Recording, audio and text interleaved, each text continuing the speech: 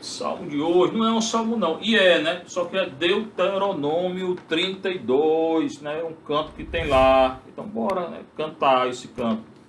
O que é que diz Deuteronômio? É o livro do Deuteronômio 32. O que é Deuteronômio? Nômio, nomos, lei. Deutero, segunda, posterior. É a segunda lei. Por quê? Porque lá fala de lei. E por que é a segunda? Porque já tinha falado de lei lá no Êxodo. Então é a segunda lei, Deuteronômio, tá? Que foi o livro encontrado lá pelo Josias na reforma dele, quando Israel tinha pecado, embora Josias era um rei justo, ele, Ezequias, né, e Davi foram os três mais justos. Né? Então ele encontra numa reforma do templo o livro do Deuteronômio e outros. E fundado no livro do Deuteronômio e outros, ele faz uma reforma em Israel, para que o povo se arrependesse e não viesse o castigo.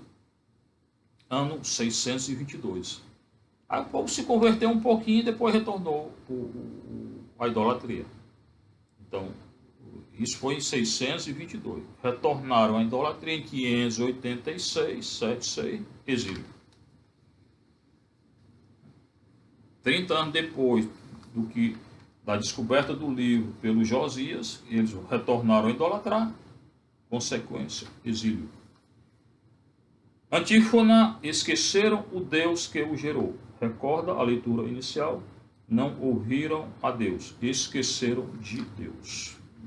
O pior pecado que existe é o esquecimento de Deus. Hoje a humanidade está esquecendo de Deus. Não toda a humanidade, né? Uma grande parte. Da rocha que te deu a luz, te esqueceste. Quem é a rocha? Cristo. Quem é a rocha que acompanhava Israel no deserto? Cristo. E é lá Paulo que você vai entender. Do Deus que te gerou, não te lembrar. Deus gerou tudo. Deus criou tudo. Deus me criou, criou você, o sol, a lua, as estrelas, tudo. Só não criou o inferno, que é a negação de Deus, né? E nem o mal, que é consequência da liberdade do cão, embora ele criou o cão, o Lúcifer, e da nossa liberdade. Mas o mal é negação do bem, né? Produto, vamos dizer assim, da nossa liberdade.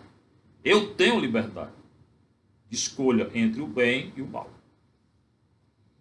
Do Deus que te gerou, não te lembrar. Israel se esqueceu de Deus. Consequência, tudo que eu faço tem consequência, de bom ou de mal.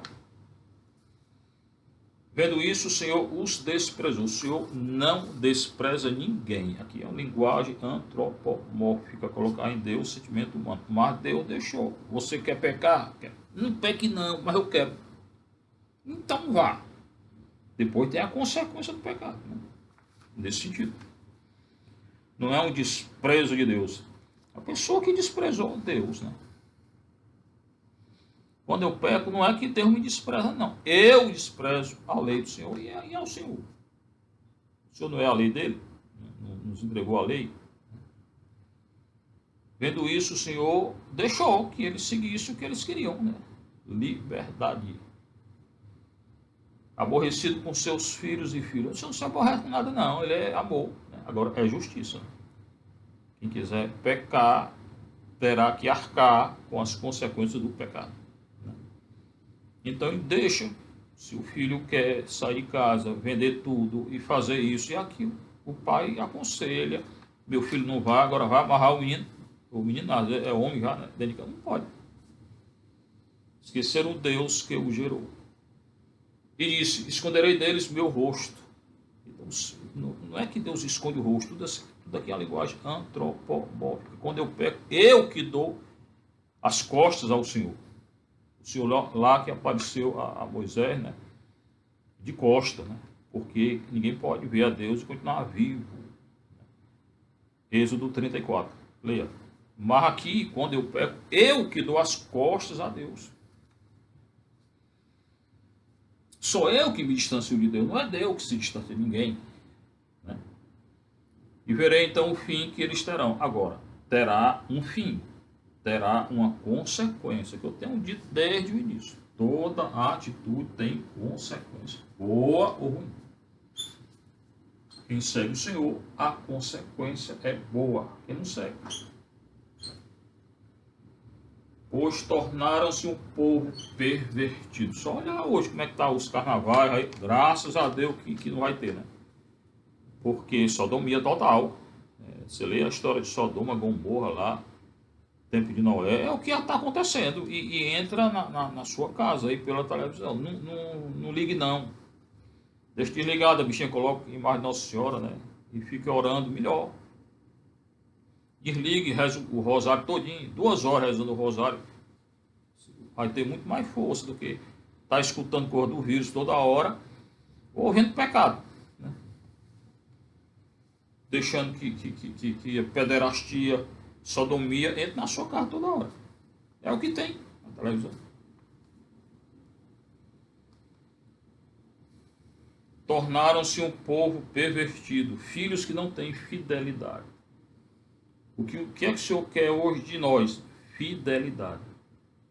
Que eu seja fiel a quem a lei deu. E lute contra as leis que são contra a lei do Senhor. Fidelidade e sinceridade. Isso agrada ao coração do Senhor. Então, irmão, seja fiel e sincero.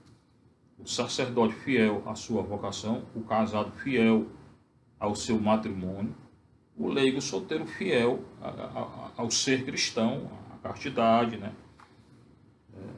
A pureza, entendeu? Fidelidade e sinceridade.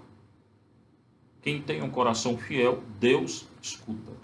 Quem não tem, a não ser que queira se converter. São filhos que não têm fidelidade. Então tenha, irmão. Busque hoje a fidelidade. Seja fiel. Eu não fui fiel. Deixa o passado que passou. Eu não estou interessado no que você fez no passado. Nem Deus. Eu estou interessado em Deus que você hoje se converta e olhe para o futuro. Pronto. O teu presente, o teu futuro depende do teu presente, não do teu passado. Ninguém mora no passado, ninguém vive no passado. Mas tem gente aí que fica, né, pensando no que fez de errado, não sei quantos séculos atrás. Né? Ah, porque no tempo de Adão e Eva eu pequei. Deixa o Adão e Eva lá, né? Deixa o que passou, se converta hoje. Que o teu futuro depende de hoje, não é do teu passado, não. Esquecer o Deus que o gerou. O Deus, aqui tem um artigo, Ha Elohim. Quando o hebraico coloca o artigo Ha Elohim, quer dizer que é o Deus verdadeiro, único, e que não tem outro. Com deuses falsos provocaram minha ira. Eu estou dizendo isso toda hora, né? É idolatria. Com deuses falsos provocaram a ira. Claro que Deus não tem ira, né? Mas com deuses falsos foram para o exílio, consequência do pecado de idolatria. Muito, muito fácil de entender. Com ídolos vazios me irritaram. Deus não se irrita, mas o ídolo é vazio, é oco, não tem nada. Ainda hoje, lá no curso de arqueologia que eu fiz em Israel, Turquia, Grécia, ainda hoje se encontram ídolos, imagens de ídolos. Outro dia eu vi aí, encontraram lá em Jerusalém, ali perto. Bem, são ídolos feitos de quê? Madeira, ferro, é oco por dentro. E aquele ídolo ali faz o que? Nada. É invocação do mal. E tem muito filme aí, invocação do mal. Veja não, porque entra na sua casa. O pessoal gosta de filme de terror, não veja não. Todo filme que tem Satanás ou mal, entra dentro da sua casa. E se você não está protegido, com ídolos vazios me irritaram. Antropomorfismo. Vou provocá-los por aqueles que nem povo são. Então, porque eles pecaram de idolatria, um povo que não é povo, pagão, chegou lá no território deles e o levou para o exílio. Os assírios, os babilônios, depois com os medas eles retornam, depois os gregos, Alexandre Macedônio, Alexandre Magno e gregos, os escravizam de novo, depois romanos. Depois outro exílio, até 1948, quando o Estado de Israel é criado, depois da Segunda Guerra Mundial. o secretário-geral era um brasileiro Graça Aranha. Aí retornaram. Aí começou outra guerra, porque já tinha gente lá. Essa é a história do povo eleito. Vou provocá-los por aqueles que nem povo são. Foram para o exílio por um povo pagão. Todos esses povos que eu citei, pagãos, dominaram Israel. Consequência do pecado. Israel ficou no exílio de 587, o exílio ou escravizado, até 1948. 25 séculos de escravidão por consequência do pecado. Com alguns anos aí de liberdade, poucos, no período dos Macabeus. Leia lá o primeiro e segundo livro dos Macabeus, você vai entender aí. Eles conseguiram alguma liberdade ali, diante dos gregos. Dominação da cultura grega. Através de gente louca e de irritá-los. Gente louca aqui é quem não conhece o Senhor. São os pagãos, os que seguem ídolos. Então Israel foi dominado por povos idólatras de 587 a.C. até 1948 depois de Cristo. Irmão, é muito tempo. 25 séculos de dominação por causa do pecado, de idolatria.